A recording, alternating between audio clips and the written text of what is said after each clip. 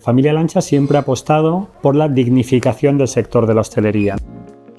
Nos encontramos en una situación donde el mercado no tiene un grado de profesionalización muy alto, ¿no? Y creemos que a través de las fundaciones y a través de este tipo de colaboraciones llegamos a personas que tienen esa necesidad de dignificarse, de dignificar su vida y que tienen a lo mejor dificultades para entrar en otros sectores más profesionalizados, pero sin embargo creemos que tienen una carrera profesional tremenda dentro de este mundo, ¿no?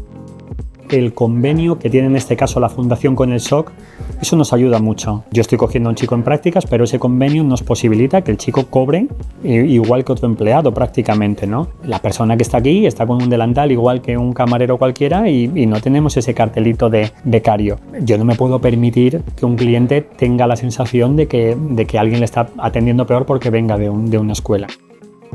No siempre son casos de éxito, también las cosas se complican por temas personales, por situaciones que la propia vida les ha llevado, ¿no? Pero no suele tener menos éxito alguien de una fundación que alguien con un currículum normal y corriente, ¿eh? Con la tutela vuestra, con el acompañamiento nuestro, si encima el chico tiene ganas, para nosotros eso es un éxito tremendo. Es una satisfacción también. Y cuando tú les ves crecer dentro del grupo, es muy bonito.